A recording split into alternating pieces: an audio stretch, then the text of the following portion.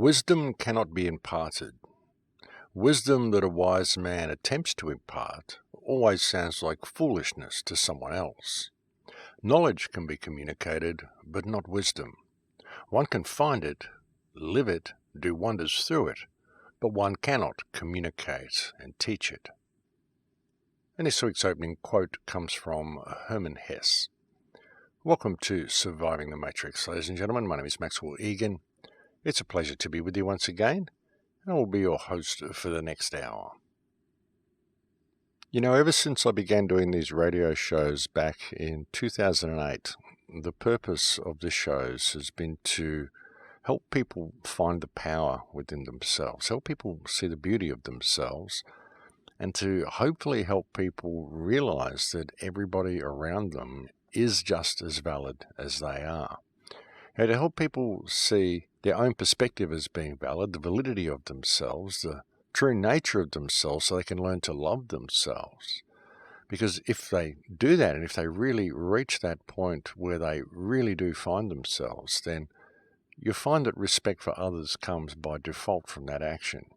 Now, this is why I finish every radio show with the words "in Litecoin," which is a Mayan phrase which means I am another yourself. We are all each other, essentially.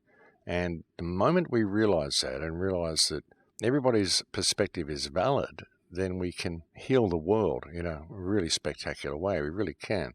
And you might think, well, hang on, how is a rapist's perspective valid, or how is a thief's perspective valid, or just some really bad person's perspective valid? And you've got to understand, you've got to really realize that most of the problems we face in society today are the result of people's programming, the software they've had installed. When you look at our societies, they're very dysfunctional. They're designed to have people grow up with a chip on both their shoulders, the breakdown of the family unit, so many people coming from single-parent homes. And you'll be out there thinking, oh, that's okay, nothing wrong with a single-parent home. But really there is, folks. You need to have both parents around. Well, it's far, far better to have both parents around. You might say, well, no, that's no good if one of the parents is violent. But again, this comes from programming. This comes from the upbringing they've had and the experiences they've had in their life that has caused them to adopt this perspective, because they're just disconnected. They're disconnected from themselves, disconnected from what reality is. And that's exactly what this society is designed to do, folks. It's designed to disconnect people and to create the environment of chaos that we currently have, so they can introduce their order for this chaos, of course. And that's what this smart grid is the order for the chaos. And all done and created by design. When people think of the phrase order out of chaos, they think of a military chaos. They think of the sort of chaos we saw in the world in World War II, or what we see in civil wars around certain countries. But what about the chaos we see in the world today, folks? It's pretty chaotic. And look how it's suddenly becoming ordered with the introduction of the smart grid.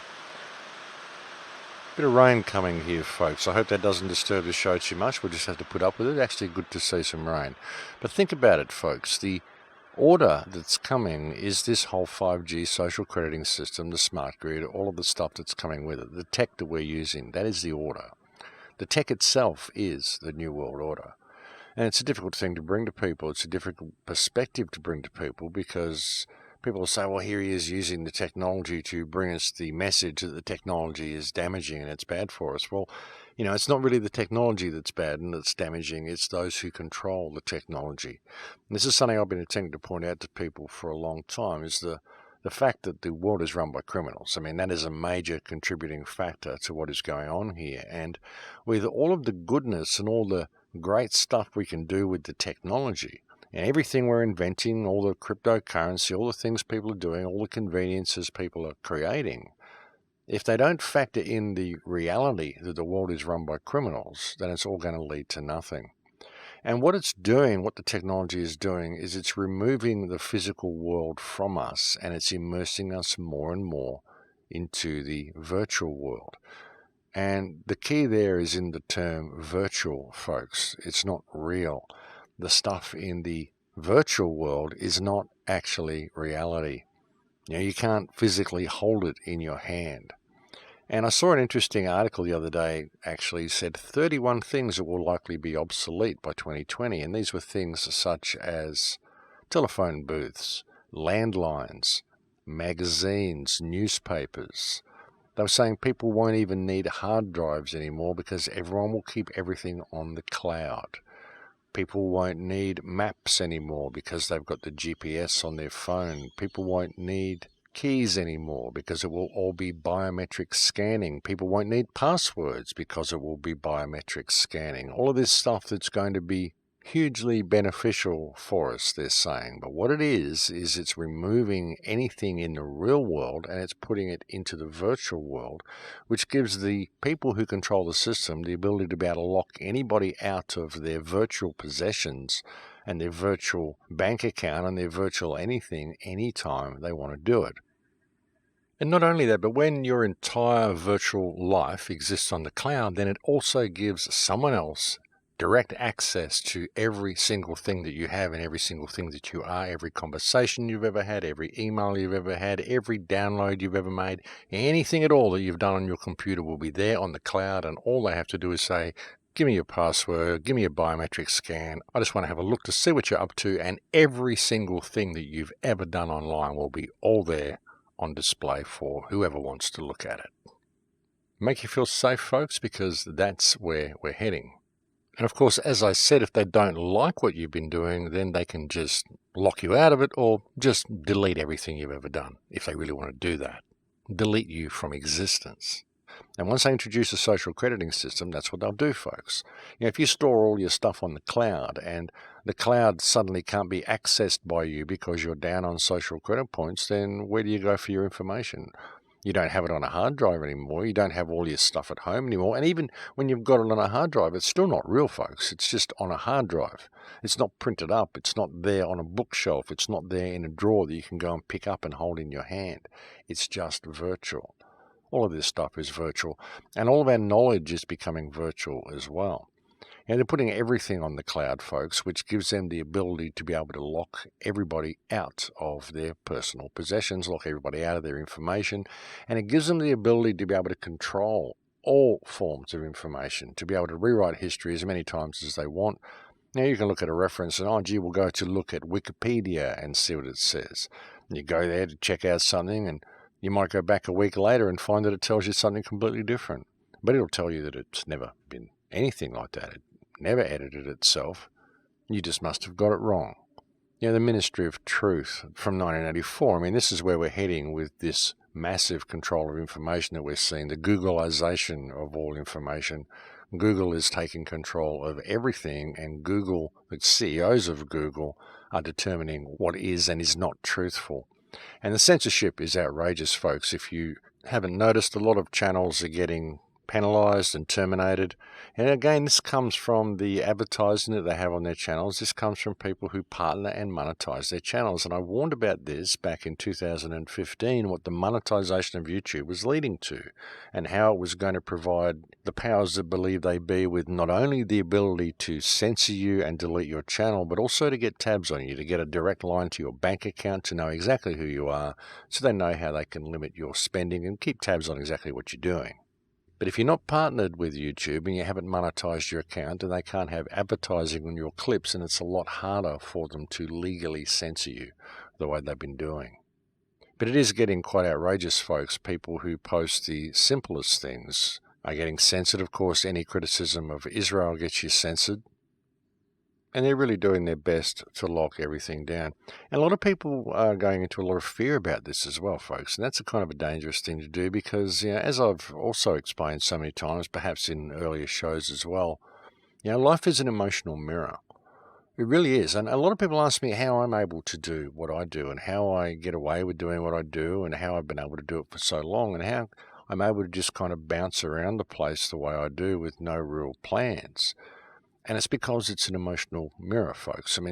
I have this saying that if you throw yourself to the wind, you can ride it. And it's true, you can. And as I explained in my old film that I put out, I think in 2012, called The Awakening, there's a language going on all the time. There's a language going on, an emotional language, the language of consciousness, the language of feeling and emotion. You're having a conversation, an energetic conversation with the universe around you, the surrounding field, Every moment of every day you're having this conversation, and it's an energetic mirror, and it will mirror back to you the emotional state that you're in. You find that people who are in fear of having their YouTube channels deleted very often get their YouTube channels deleted. People who are in fear of being pulled up by the police very often get pulled up by the police. People who are always stressed out about being short of money always end up in a position where they have no money. Because it's a mirror. The universe will give you back the emotional energy that you're putting into it. This is one of the reasons I like to keep people in so much fear and tension and turmoil and what the chaos is all about. Because if people are in that emotional state, then that is what reality is going to mirror back to them. So their lives are going to stay chaotic. But you can reprogram yourself. You can reprogram the way you think. And a big part of it is understanding and realizing that this conversation is actually going on all the time. You think about it, folks, when a couple's been fighting and you walk into a room and you think, wow, you can cut the air with a knife. It's because you can feel the residual energy in the room from the exchange the couple's been having. You can feel the energy they've been putting out of their bodies, the energy they've been releasing through their hearts. Your heart is simply an electromagnetic generator. That's what it does. Your heart is the power source of your body, not only because it pumps the blood around your body, but also because it creates the electromagnetic field that your body needs for you to exist. And this is the way it works. And when you really begin to look into it and look into it really deeply, you begin to realize that this electromagnetic field that your heart is generating, this energy, is in fact a language. And it's the language of feeling and emotion, the language of electromagnetism, and it is the main way that you are communicating with the energetic field around you. The problem is that many people simply don't know this conversation is going on. Many people don't take it into account, even when they're having trouble with their lives and they're trying to fix themselves up and get positive about something or create something good in their lives or create some direction for themselves or find something positive. They very often don't take into account the energetic conversation that they're having. What is their deepest intentions in what they're doing? Is what they're doing, are they doing it for profit, for self-service? Or what are they doing? What is your real motivation in why you do what you do? If you're out there, if you're part of the truth community, you're part of the activist community, what's your real motivation in doing what you do? Are you doing it because you want to exalt yourself? Do you want to appear to the world as being some type of guru? Or do you generally just want freedom for the human condition? Are you doing it to better your own life and feather your own nest? Or are you doing it out of a service to all of creation? These may seem like insignificant questions, or to some they may seem like confronting questions, and some people may think I'm having a go at them, but I'm not. I'm just simply telling you the questions that I ask myself, because these are important questions to consider in everything that we do. And it works on so many levels of the fractal, folks, in everything that we do. It really does. The concept of Dharma, finding your right place in the mesh, so that all the wheels of creation all mesh together and you're walking on your perfect path so that life just unfolds before you. This is what Dharma is, and you do that. You achieve your path of Dharma by doing the right thing in the right way at the right time for the right reason, and always following the one law of creation, which is unconditional love and service to creation. Which is not service to yourself at the expense of others, but it's not service to others at the expense of yourself. It's putting yourself on an even keel with everybody. You do this and you find your path of Dharma, and then you throw yourself to the wind and you can ride it. That's the way it works, folks. That's how I'm able to do everything that I do. Because what I do is motivated by a desire to improve the human condition, and I have no stake in the outcome of any of my actions. It may seem like a strange thing for people, but that's the way I live my life, and I found that if I live my life in this manner, life simply works. Everything just works.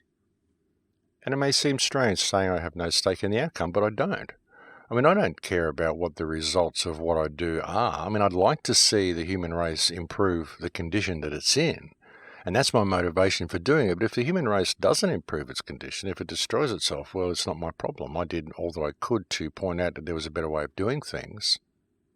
And I don't particularly need to be right in anything that I'm saying. And even when I'm coming onto these shows and delivering these monologues to you, I'm not here trying to present you with some theory I've got or some product I'm trying to sell or anything. I'm just giving you a random thought flow. Really what I'm attempting to do is encourage people to think, because I think if people learn how to think again, then they will find themselves. And once they find themselves, well, we're not going to be in this position, because this position is all due to a loss of that self. A loss of self and a loss of that inner voice, a loss of that inner connection, a loss of this knowledge of this energetic language that they're speaking, and a loss of that looking at their real motivations in their actions. As I was saying, when you do something for someone or you put yourself out there, what are your real motivations? What are your deep inner intentions of what you're doing? Why are you really doing what you do? When you give a gift to someone, what is your purpose in giving that person a gift? Are you doing so because you want them to repay you in some way? You want to have them feel indebted to you? Because if you are, then you're giving a debt that they never asked for. And that isn't a gift, it's poison. What are you doing? Your deepest intentions in what you do. Because you can't lie. You may tell yourself it's something else, but if you really look inside, you may find that there is actually something quite toxic in the seed of what you're doing. I'm not saying this for everybody, but sometimes if you really look, you're going to find that what you're doing is motivated out of self-service. Like if you're giving a gift to someone because you want favors from that person. Like I said, what you're doing is giving that person a debt that they never asked for. That is not a gift. That's poison. That's giving to yourself. And you may lie to yourself about it, but you can't lie to the field. You can't lie energetically, because the energy knows. And you need to question yourself. People need to question themselves and what their real motivation is in what they're doing. I ask myself this all the time in what I'm doing. When I want to do something, I'll ask myself, well, what is your real motivation in wanting to do this, Max? And with these radio shows, my real motivation in doing these radio shows is, as I said at the start of the show, to help people discover themselves, because I want you to discover yourself. I need you to discover yourself, because it's the only way I can become free. Now, I can't become free until everybody's free, because we're all in this together. And that's really what it's about. And I have no stake in the outcome of anything that I say or do. And even if I get stuff wrong on this show sometimes, well, that's okay. That's called growth. That's called learning. We all make mistakes, folks. That's what learning is all about. If you didn't make any mistakes, then you'd never know anything. You'd never learn anything. It's people who don't think they're capable of making mistakes that are the problem, because these people have these boxed visions and boxed views of reality, these boxed views of themselves whereby they can do no wrong, and they just fail to learn. And very often they're just not open to new information. So you've got to make mistakes, folks. You've got to stumble your way through this life in order to find the light at the end of the tunnel, but it's there. It is there. Don't think it's not, because it is. One way to see the light is to fully comprehend what's actually going on here. As I've said so many times, folks, the human race is under attack.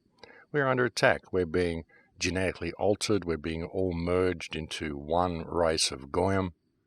And everybody's culture is being undermined. It doesn't matter where you're from, your culture is being undermined. And there's a lot of talk out there at the moment that there's a huge attempt underway to destroy the Christian faith across Western countries. And people don't understand it's destroying all faiths. There's also a huge effort underway to destroy the Islamic faith, just as much as the Christian faith is being destroyed. Both of them are being destroyed.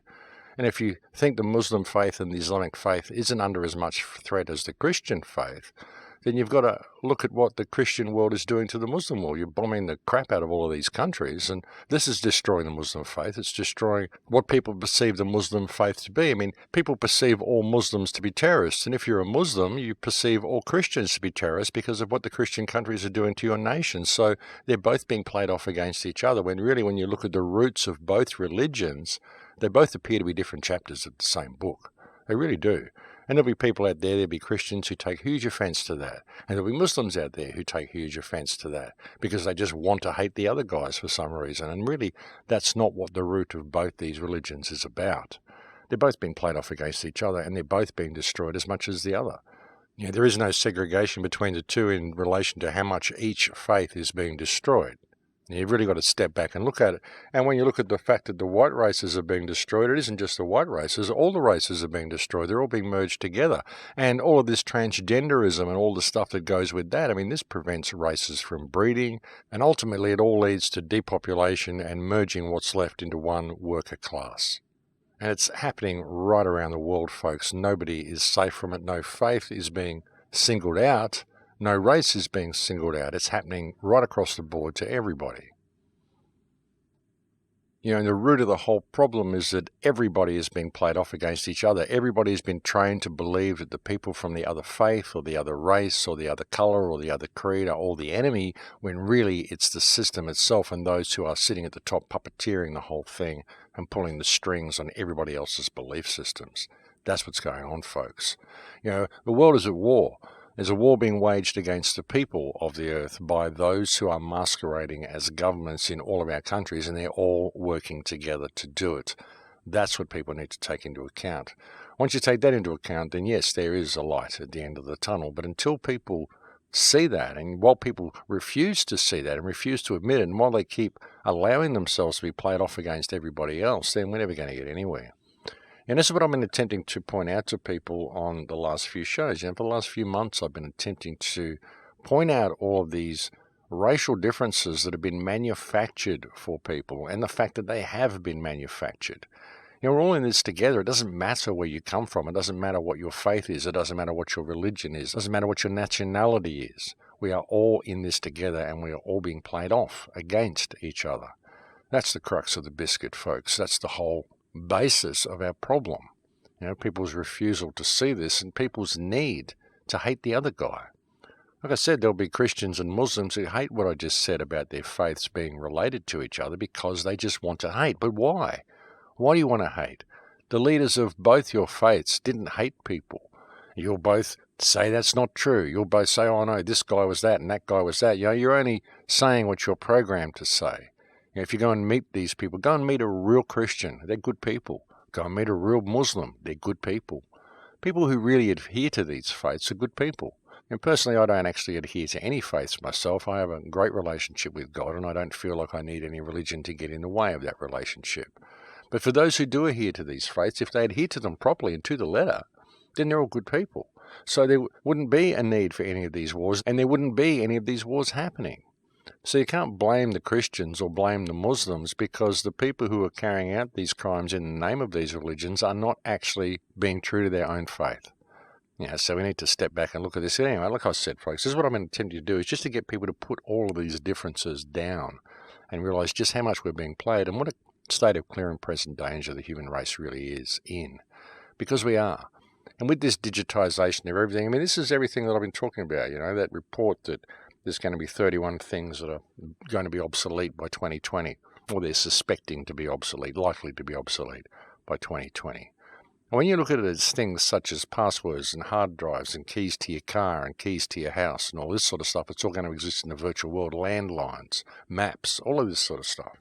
It's all being digitized, folks, which means all they have to do is turn the power off and you lose access to everything. Lose access to the entire library of human knowledge, the entire sum total of human achievement up to this point. We lose access to all of it because it is all being digitized and all being moved onto the cloud. And what's a cloud, folks? A cloud is just this thing that doesn't contain any real substance and is very easy to just dissipate. And no matter how you look at it, that's just not a good thing. And speaking of clouds for a moment, just to segue into another topic for a second, a lot of people that have been looking at all of the legal stuff, like the Freeman movement, the Maritime Admiralty Law, the legal name fiction, the Justinian deception, all of this stuff. When you're looking at this stuff as well, folks, what is your motivation in looking at it? Are you wanting to gather the tools that you believe you will need so that you can fight against the system? And are you preparing to go and do battle with it? Or are you simply arming yourself with the right responses you'll need if the system ever comes for you? So that's the thing as well, the knowledge that I have, the legal knowledge that I attempt to gather, however right any of it is. I don't do this because I want to go to the courtroom and battle with a judge and, I showed him.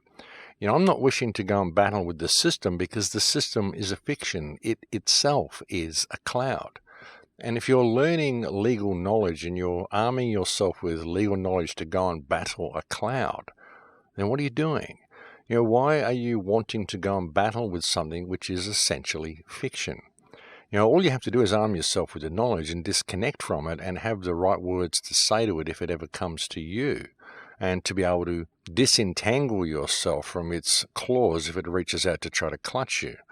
You need the information for that, but it's not something that you need to actually go and fight with the system. Because like I said, if you're getting this information in order to fight a cloud, then where's the sanity in that? Why would you battle a fiction if it's a fiction? If you're going to battle with it, you're giving it power because you are acknowledging that it's real when it isn't. As they say, that which you resist persists.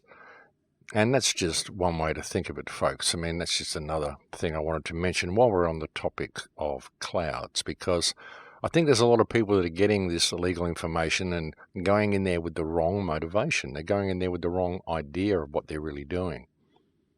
Too many people believe that if they were to establish themselves as a free man or whatever, a free man on the land or whatever it is that these people think, they think that that's actually going to achieve something, but it's not. It's not going to prevent the system from rolling forward to its inevitable conclusion. And that inevitable conclusion is going to eat up anybody. It doesn't matter whether you're claiming to be a free man on the land or what you're claiming to be.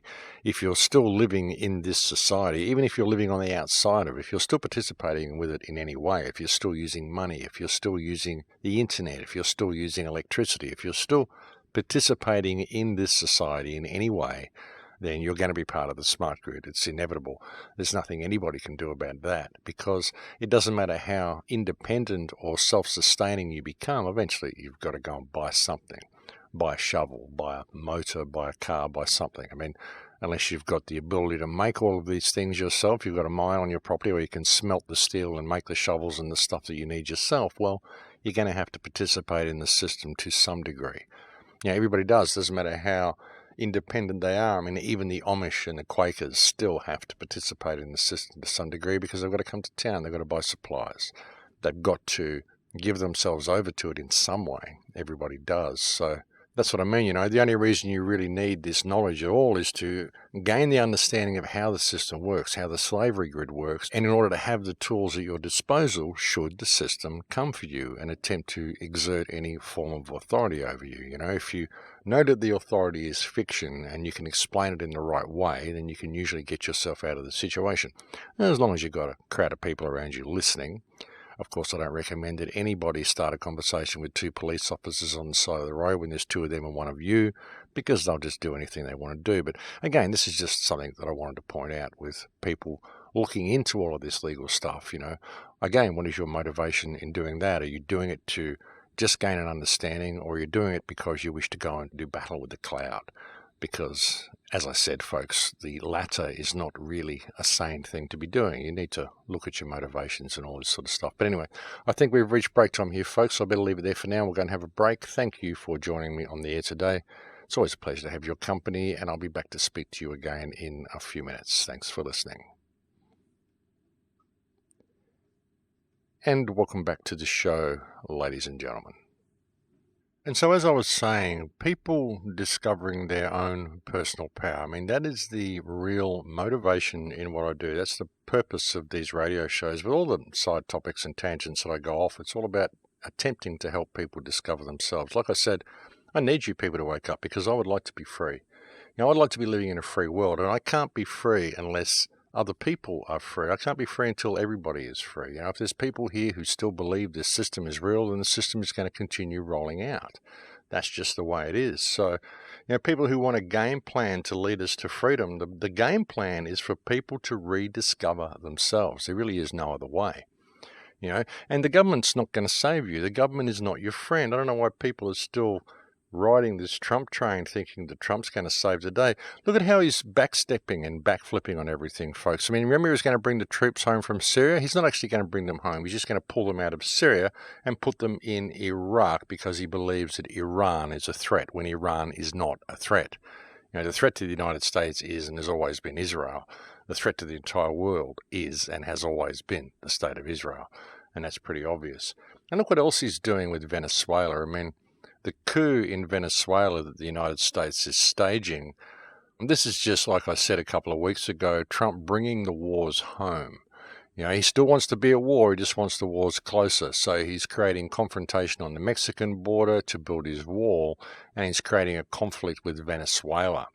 And, the incoming president that they want to put in there automatically wants to get a loan from the IMF and put the country in debt. And it's a leader that is, of course, sympathetic to the state of Israel. And what it's about, folks, is getting control of Venezuela's oil reserves and putting sanctions against the country. What's all this talk about not interfering with other countries' elections? We hear this all the time. You're not allowed to interfere with another country's elections. Well, what's the motivations in putting sanctions on a country? What's the motivation in putting sanctions on Iran? They will tell you openly that they're doing it because they want to make it uncomfortable for the people so that the people will initiate regime change themselves. Gee, I think this is interfering in a country's elections. And the whole situation in Venezuela has been created by the United States anyway, putting 68 sanctions against this country when it's in such a state of turmoil and hardship is absolutely disgraceful. And this is what Trump has done. And the undying support that he's giving to the state of Israel is just causing this state to go off the rails even further than what it ever has. They've just removed all international observers from Gaza Strip and Palestine, ladies and gentlemen, and they're planning something really big for Gaza Strip and Palestine. Now they're saying that there never was a Palestine. There aren't any Palestinians. There's never been any Palestinians. What's going on is Israel is battling Arabs at its border that have overtaken its country, and all this is an attempt to wipe Israel off the map. Everything which is precisely backwards of what is actually going on in the area, which is all about wiping Palestine off the map and stealing every piece of land that they can. And what's happening is that Palestinians are dealing with an invading force, not the other way around. As always stated by Israel, everything it says and does is precisely backwards. But, the amount of support that Trump is giving to this nation is outrageous. The amount of support he's giving to Saudi Arabia is outrageous.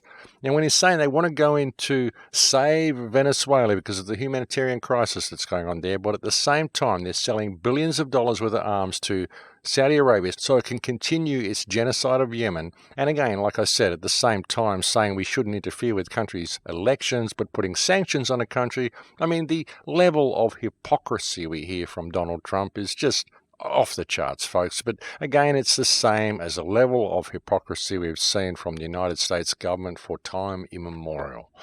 And when you look at the actions of this man, folks, I don't know why anybody think the coin has changed. It hasn't. They've just flipped it over and they're showing you a new face, but it is the same old coin, heading to the same old direction. It's simply a different business plan of how to get there. But ultimately, all goals lead to the same place, which is total lockdown, total smart grid, total control of everybody else. And all of it is played in such a manner as to be a huge distraction from what is really going on underneath everybody's feet, which again is the smart grid. And that's why there's so much theatre in the world, folks, because they don't want you to notice what's going on in your own country. They don't want you to notice what's happening right now, right under your feet, and where all this tech is leading to. Although, even in saying that, there are many people who can see it. There are many people who are fully aware of much of the stuff that I bring you on the radio show. Many people are becoming more and more aware of what's going on with history. Many people are becoming aware of the existence of the once great nation of Great Tartaria, the huge empire, which would appear to be the hugest empire that's ever existed in the history of the world that we can find anyway. Many people are becoming aware of this. But even when they're looking at that, many people realizing that our history has been fabricated, they look at it and they dive down the rabbit hole looking for someone to blame. And they lose track of the state of clear and present danger that we are in right now. As I've said, folks, so many times in the past, you can prove it's anybody you want. Whoever you want to believe, you'll find that there's enough information put out there for you to prove it's them to a reasonable degree, but you'll never be able to prove it all the way. And it's the same with everything. It's the same with everybody. And that's because all of the information has been put there just to confuse the issue. We certainly know that the remnants of Khazaria most likely had a hand in what's going on. And that's something even with the overthrow of Tartaria and the fall of Tartaria, a lot of people aren't factoring Khazaria into the equation as well. A lot of people aren't even discussing whether it may have been the Khazarians or a war between Khazaria and Tartaria, which eventually saw the downfall of the country. Perhaps it was even the remnants of Khazaria. And when we hear stories of how the Khazarian nation was overthrown by the hordes of Genghis Khan, perhaps Genghis Khan was actually a Khazarian emperor, and perhaps the scattered remnants of the overthrown Khazar are who infiltrated the other governments of the world and caused the downfall of Tartaria. I mean, we can look at any direction we want. And as I said, folks, ultimately you can prove it's anybody you want to believe, because all of the information has been hidden and distorted and fabricated and manufactured. History has been moved around, so it's very, very difficult to put the whole thing together. And ultimately you can prove it's anybody you want. So there's no point arguing about that sort of stuff. What we need to do is realise the state of clear and present danger that we're currently in and do something about that. That, I believe, would be far more prudent than attempting to point the finger at people who we have no idea who they really are. I mean, and I'd love to know what happened, folks. I'd love to know what our true history is. Don't get me wrong with any of that, but realising that it's been fabricated is 3/4 of the battle. Just that light bulb going off in people's minds is all we really need to bring about change. You don't need to know who did it. And we can speculate who did it all we want. We can go and look at history books all we want, but how true are any of the history books? I mean, all the histories have been fabricated. So even the books that we're reading that are telling us these people did this and these people did that and this group were here and this group was there, we don't really know. We don't have any way of confirming it. The only thing we really do have the means to confirm is the current situation that we're in. The slavery system, which currently encompasses this world and is working to consolidate its power, I mean, we can prove that pretty well. And my argument with all this is that all of the mysteries that exist in the world today exist because they're legislated to exist. They exist because we're not free. All the stuff that's probably secreted in the Vatican Library, all the stuff that was missing from the Alexandrian Library, which was probably moved to the Vatican Library. I mean, even if that happened the way we were told it happened anyway, we have no way of confirming if any of this is true, is the problem, folks. And, really when you look at it and you look at the concept of our history being fabricated, you've got to ask yourself, how deep does the rabbit hole go? How big is the lie? And if you're going to acknowledge the fact that history has been fabricated, that most of what we're being fed in these academic books is a lie, then which parts of that are you going to choose to believe? I mean, that's the thing, folks. I mean, are you really prepared to cherry pick through this information and claim, well, this part is fact and this part is fact and this bit's true and this bit is true, but all this other stuff is false? That's the thing. If part of it's false, then chances are the entire thing is false. And the amount of red herrings that we can find even in the official version of history, and the amount of red herrings we can find in the truth movement, I mean, something else you've got to ask is, why has all this information come out now? Some of the old books that people are referencing, how have they become accessible now? Who scanned these books? Who put them online? Why did they scan them and put them online? How is all this stuff coming out right now when we need it to come out? How much of this is being manufactured? How much of these leaks are being controlled? How much of the direction we're going is being contrived and constructed? How many of the thoughts we're having are our own thoughts? As I asked last week, we've got to be careful what we choose to believe. Through all this stuff, even all the information coming out about Tartaria, you've got to be careful what you choose to believe. You just got to step back and look at it. Let the cards fall where they may. Don't adopt belief systems along the way. Don't latch onto an idea and then base all your understandings on that and just look for stuff that supports that idea. Be prepared to keep an open mind and just put all the cards on the table and let them fall where they may. But through it all, it's so imperative that people remain objective and people question, as I said, where all of this information is coming from and why it's all coming out right now. And through it all, folks, I mean, irrespective of the information or what your belief systems are or what you're looking at, step back a little bit and just examine the future. Examine what your future is going to be and have a look at what you really need in your life to secure a viable future. I mean, what do you need? Really, what everybody needs is a good supply of food and a good supply of water. Perhaps some shelter over your head as well would definitely help if things get a little cold or a little warm. But bearing that in mind, folks, one of the best things anybody can do, one of the best things you can do is to grow food, plant a garden. Get yourself as sustainable and self-sufficient as possible. That's something the system really doesn't want you to do. They really do not want people to become self-sufficient. Self-sufficiency is, in fact, the biggest form of rebellion you can make. The most powerful form of rebellion you can make against the system, the most powerful stand you can make for yourself, is to become self-sufficient. And even if you're not a vegetarian, well, become a good hunter, whatever, But get yourself in a position where you're not dependent upon the system, and in a position where you can possibly even help a few other people out.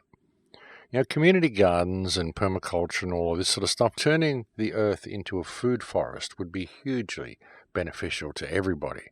Would be hugely beneficial to you. I mean, ultimately, that's what we're going to need. If the system crashes, if everything falls down and turns pear-shaped, if the Chinese One Belt, One Road system comes online and the United States loses its place as the world reserve currency, then we're going to see things turn really pear-shaped really quickly. And in that sort of a situation, what you're going to need, folks, is food. What you're going to need is food. You're going to need support from the people around you. So, whatever we're looking at, whether Tartaria, whether you're looking at Q, whether you're looking at the deep state, whether you're looking at different religious factions or the white genocide or anything that you're looking at, ultimately through it all, what you need is food. What you need is food and security for your life. And at the moment, most of the people in our societies are completely dependent upon the system. They're completely dependent upon the city supplying them with everything they need. And as I've said before, one of the best things you could really do is get out of the city, folks. And get yourself out into a place that is sustainable. Get yourself out somewhere where you can grow food.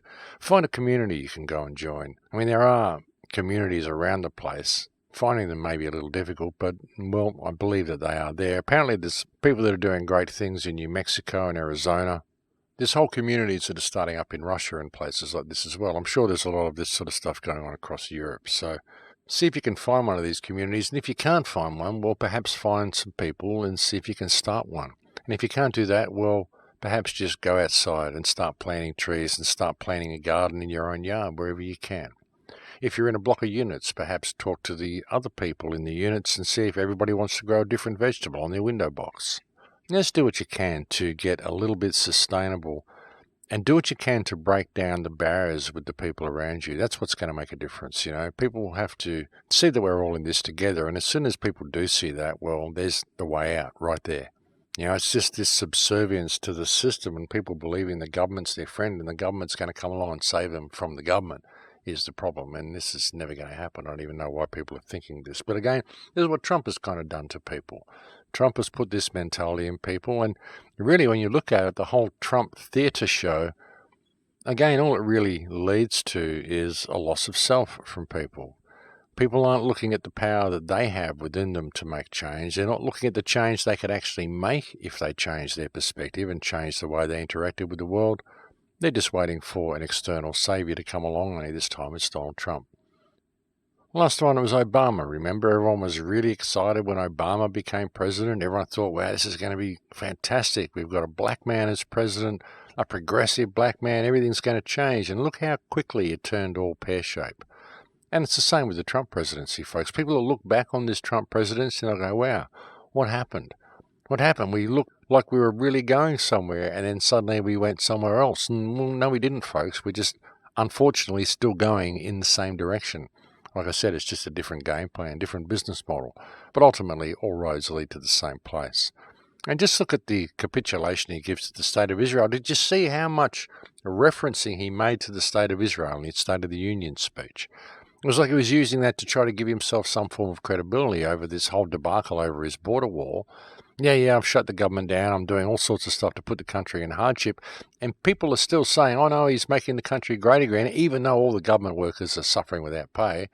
And while he's doing this, he's literally falling over himself to posture against Iran and to be the greatest president that Israel has ever had. Now, I think that should be a bit of a sign for people, but apparently people don't really take that into account. No, he's saving Israel for last. Yeah, Israel for last, all right. He's saving Israel to be the last man standing once the whole world turns to a big festering mound of self-destructive poot. And that's probably the last stand he's saving for Israel, unfortunately, and that's just being realistic about it, folks. But again, ultimately it all comes down to people just looking externally for the solutions and not realizing that they are the solutions. Every person, every man, woman and child are out there listening to this radio show.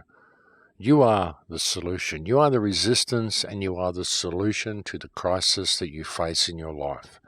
Every single one of us are the solution. You won't have to do any of this stuff. The people in Canada, all the stuff that they're facing. Why? Because they've got a spoilt little brat running their country, and they never stand up and call him a spoilt little brat the way he is. They never simply stand up and tell him what he is and ask him why he doesn't go back to school and learn some manners and identify him as being the spoilt little schoolboy that he is. And he even openly admits that he went to Jesuit school. I mean, why are people putting up with an idiot like this running their country? I mean, that's the problem. They just don't stand up and call it for what it is. They'll petition him rather than saying, look, excuse me, but you're an idiot. I hate to be the one to inform you of it, but you are an idiot. And not only are you an idiot, but you're an abuse of the office that you're holding. You need to be removed from that office and held accountable for your actions. This is what everyone needs to be saying to their politicians all around the world. I mean, I say it to them all the time, but I'm only one person. It doesn't really work if just one person says it. We need the entire country to realise what's going on here, shake off this Stockholm Syndrome, this affliction that they seem to be all suffering, and just simply call things out for what they are, folks. I mean, that's what is going to change the world, and everybody has the ability to do it. If you're out there listening to this show, you have the ability to do this. You have the ability to inspire the people around you. And maybe you don't have the confidence to do that. Well, maybe you could just play them these radio shows or play them some other radio show. Play them something. Show them a video. Show them something that will help that shell to crack a little bit. Just something that will help them discover their own personal power. I mean, sometimes the best thing you can really do is offer these people a smile or a helping hand or just even an ear. Give them someone who will actually listen to what they have to say, because that's a really big problem with a lot of people as well. A lot of people have a story they want to tell, but they don't have anyone to tell it to because they don't have anyone who will ever listen. And a lot of people would just like to be listened to for a little while. But very few people are good listeners. Even if someone has a problem and they come and start telling you about their problem, you'll interject and say, oh, well, when that happened to me, rah, rah, rah. And suddenly the story becomes about you. You never let them finish what they actually wanted to say. And really, all they often need is someone that they can pour their heart out to. Just a shoulder to cry on, just for a moment. Not a shoulder that's going to offer them any advice, not a shoulder that's going to tell them how wrong they are and what they're feeling, or offer them a colourful anecdote of what happened in their lives to appease them. Very often they just want someone who is willing to listen. They just want an ear to hear what they have to say because they just want to feel that they have some value. They just want to feel that somebody actually cares about what they think and about what they say. And very often you'll be surprised at the amount of healing that you can give someone by just being there and just being someone that they can talk to and just developing the skill of actually listening. It's a powerful thing, folks. It may not seem like it's powerful because you're not offering some wisdom or you're not offering words or you're not actually feeling like you're participating, but you are. I don't mean just sit there and be the ear so they can pour their heart out. I mean actually listen to what they're saying. And then if they ask you an opinion or they ask you some advice, well, maybe you can give it to them, but don't interrupt. Don't butt in halfway through and tell them what you think they're trying to say. Don't form an opinion of what they said before they finish their story. Let them finish their story. Sometimes it takes a little bit of a roundabout way to get to the point that people want to make. They need to give you a backstory so you'll understand what the actual message they're trying to convey is. But we very often interject and we interrupt. We'll listen to the first few sentences of what someone says and then we'll form an opinion and we'll offer them our perspective of it. But we haven't actually listened to what they said. We didn't let them finish. And not only did we not let them finish, but we weren't listening anyway because we were forming an opinion. We'd already judged what they were saying before they'd finished and we'd already formulated our response. So obviously we weren't listening. We were already counteracting what we believe they were saying before they'd actually said it. It's an interesting thing, folks. A lot of people simply don't know how to listen, and if you can learn how to listen and if you can really listen to other people, you'll be surprised at the healing you can give them. And think about it yourself, how often have you wanted to actually say something and you haven't been able to say it because people have already formed an opinion of what you're saying before you've actually said it, and they've already offered you advice on what you're saying before you've actually got to the point that you want to make. A lot of us do this, folks. A lot of people do that. We're trained to do that. We have very, very short attention spans, and very often we just get bored with listening to someone else's stories. It's not exciting enough for us. We want it to go somewhere a little bit quicker, and we're not actually listening to what they're saying. We're just being there for the ear that they need, but we're not really listening. We're just giving them the impression that they are and letting them pour their heart out in the hope that, well, maybe we can change the topic and move on to happier times soon.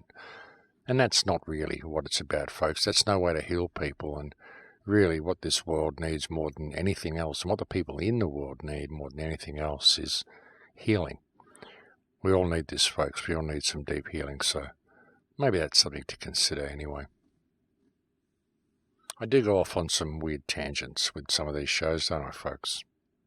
But, well, that's the way it is. And here we are again, folks. We're at that time of the day where we've now reached the end of the show. As I said last week, I'm not going to be able to bring you a radio show next week because I'm traveling to Mexico, and very likely I'm not going to be able to bring you one the week after as well. I mean, I'll try. I'll see what I can do. But I think there's a very good possibility that I'm going to have 2 weeks off the air because of the circumstances I'm going to be in, so that's just the way it is. I managed to get all the t-shirts sent out to everybody. If you're out there, you're waiting for a t-shirt order, that t-shirt should be arriving at your house sometime next week.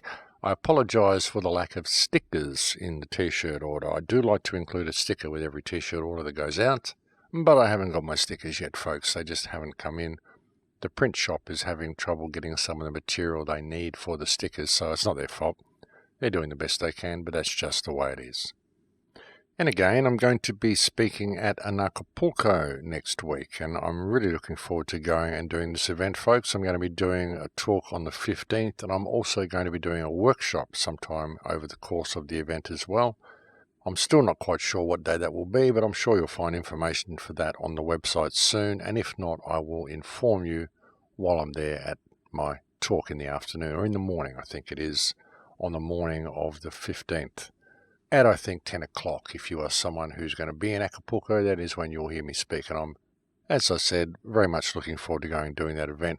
This is going to be the only event that I do this year, folks. I've decided that I'm not going to go and do AB10 as much as I would really like to. I do greatly respect Ian Crane's events in England every May that he has. And if you are someone who lives in England, I do urge you to go to Ian Crane's Alternative View conferences. They are very, very worthwhile conferences.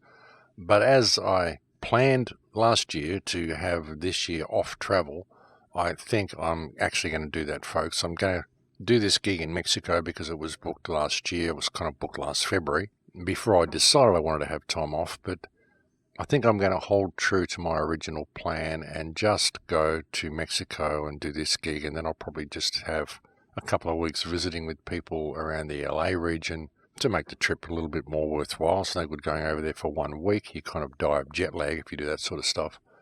But I think I'll probably come back to Australia pretty quick after Acapulco and get stuck into doing these films and trying to get back on top of the work that I've got here. I do have quite a huge workload here, folks, and again, I've got to start again with the films because I lost so much data when I lost my hard drives, when my hard drives were hacked a couple of months ago. I'm actually still trying to recover that data, so that's something else that I want to work on when I get home. So there's quite a few reasons for me to want to spend this year at home, so I'm thinking that's probably what I'm going to do, folks. But again, if you are someone in England, I do urge you to go to Ian Crane's Alternative View events anyway, because they are very good events, very much worth the money and very worthwhile going to. You'll get some really good information and stuff that you need to help extricate yourself from this system, folks. Stuff that you need to make a difference in the world.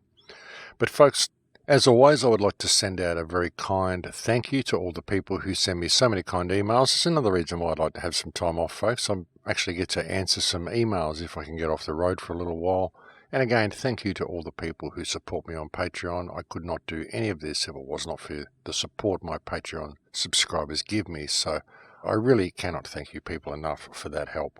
But again, folks, that is it for me now. I'll look forward to speaking to you in probably 2 or 3 weeks when I get back on air. I envisage it will be around about the 1st of March. If not, then it will be the following week, which will be the 8th of March. But I will try to get a show and maybe a couple of interviews out for you in between that time as well. It's just going to depend on where I am. That's the joys of going on the road, folks. You never really know where you're going to end up and what sort of access you're going to have to situations where you can record and post a radio show. But, well, I'll do what I can and I'll get back to you as soon as possible. But that is it for me, folks. I'm now completely out of time. Thank you for joining on the air today. It's always a pleasure to have your company, and I'll look forward to speaking to you the next time I'm able. Again, I'll look forward to seeing anybody who's coming to the Acapulco conference, and for those other people, please take very good care until I speak to you again in Litecoin.